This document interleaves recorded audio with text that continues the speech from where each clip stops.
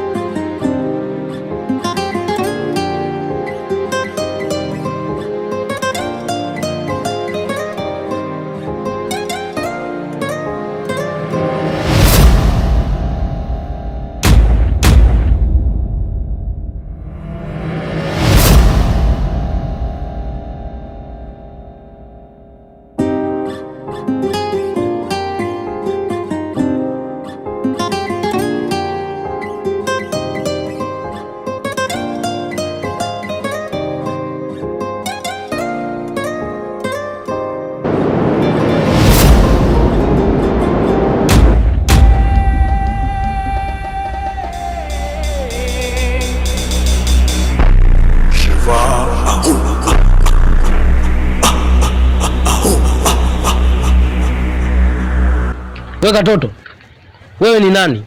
Na kwa nini umesimama njiani? Wewe mbea sana Unaniuliza hivyo wewe kama nani? Na unataka nini? Unataka kunijue? Waambia dawa yao ni moja. Sasa lazima nikuoneshe.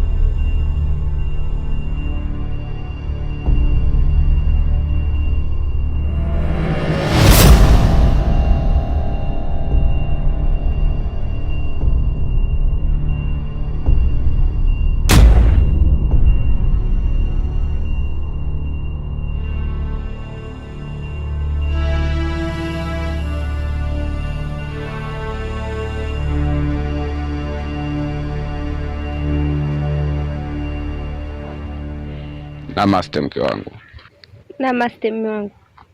Mke wangu, leo nimekuja na habari nyeti sana, ambapo kipindi nipo duniani nilipata bahati kukutana na mtoto wetu. Ha? Kwani hujaja naye? Ni kweli sijaja naye, kwa sababu ameniomba amalize vita yake zidi na wanadamu. Lakini si unajua yule ni mtoto? Najua kama ni mtoto. Pia hata wewe unajua kuwa na nguvu ambazo amepewa na miungu yetu. na ndio maana hata majini wanamchukia yule mtoto, na ndio maana yule mtoto akaamua kwenda kuishi duniani. Je, naweza kumuona mwanangu? Ndiyo, unaweza ukamuona kwa sababu ni mwanao. Nahitaji kumuona mtoto wangu. Sawa, naweza tukaenda.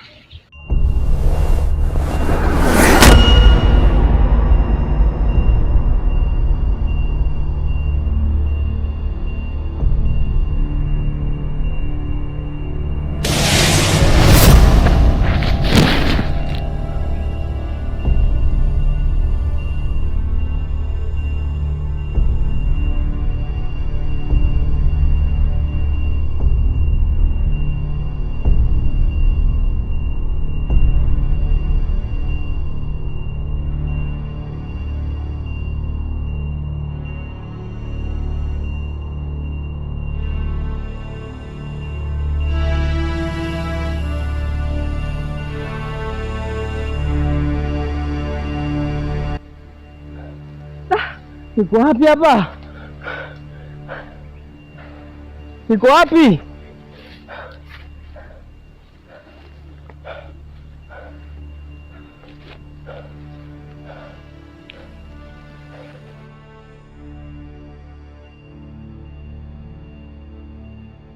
Msaada jamani!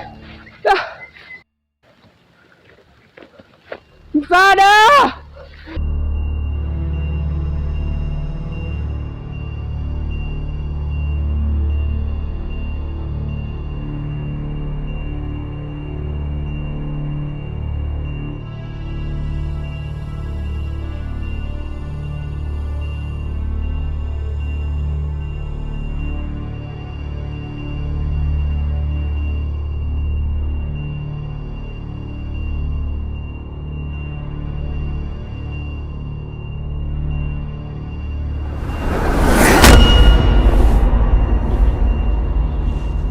Umemwona yule mtoto? Ndio nimemwona. Huyo ndo mwanao.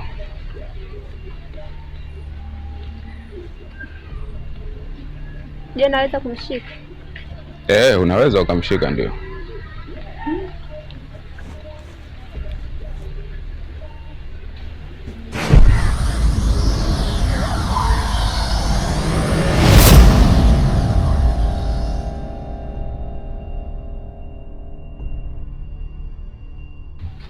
Ni kazuri?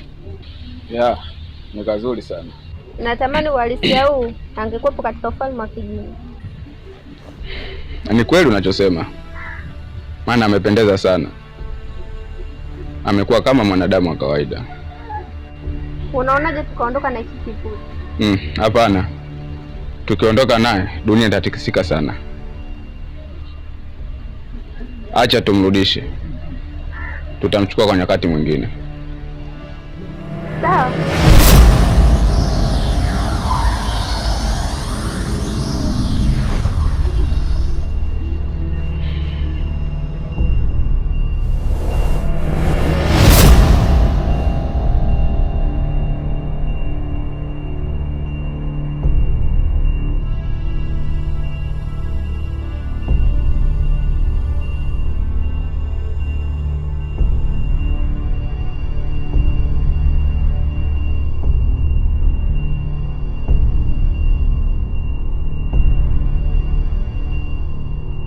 Mwenyekiti, nimepata salamu zako kwamba ulikuwa unanitafuta. Ndiyo, ni kweli nilikuwa nakuulizia, maana nimetuma vijana wangu mara kadhaa hapo kwako, kila wakija hawakukuti, kila wakija hawakukuti. Ni kweli, nilitoka kidogo, nilikuwa nje ya kijiji hichi. Nilienda kwa sababu ya kafara zangu na matambiko. Ndio. Niambie, kuna nini? Sawa. Nashukuru kwa kuitikia wito wangu. Katika kijiji hiki kuna habari nilizisikia. Kuna mtoto aliokotwa katika kijiji hiki, na wewe ndio ulikuwa naye, lakini huyu mtoto inasemekana ana mambo ya kishirikina, na maanisha ni mchawi. Ni kweli, nilimkuta mtoto nikaamua kumchukua ili nimlee. Tena nilikuwa namlea kama mwanangu, lakini kwa upumbavu wa watu wachache na ubinafsi wao wa hichi kijiji wakaamua kumuiba.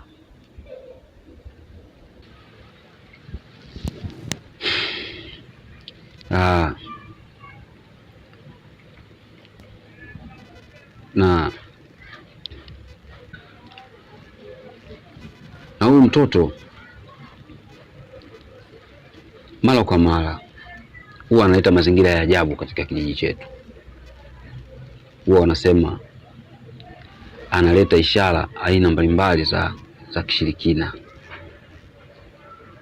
Sasa nilitaka kujua kwa hilo. Mwenyekiti, hivyo unafikiria kitu ambacho nachokiongea? Mtoto mdogo anawezaje kusababisha mauaji ama vitu vya ajabu? Inawezekana vipi? Mimi nimeelekezwa tu au nimepewa taarifa ikiwa kama mwenyekiti, lakini kwa mimi mwenyewe binafsi sijawahi kushuhudia hilo. Basi isije katokea kama aliotokeaga, manake bado nina kisasi na wewe, bado nina hasira na wewe mwenyekiti, kwa sababu wewe ndo chanzo kikubwa ulioshiriki kumpoteza Azumba. Sasa usitake turudishe mafaili nyuma. Nadhani umenielewa. Sawa, nimekuelewa. Lakini hofu yangu kubwa, lengo manake isije katokea kama hayo uliyosema hapo. Na ndio maana niliamua kukuita kukushirikisha hili, ila mimi sina uhakika lolote na haya wanayosema. Wananifikishia tu iko kama mwenyekiti wao, na mimi na wajibu kukupa taarifa wewe, ikiwa mwana kijiji wangu pia. Sawa mwenyekiti, niacha nikuache. Uwe na siku njema. Sawa, nawe pia.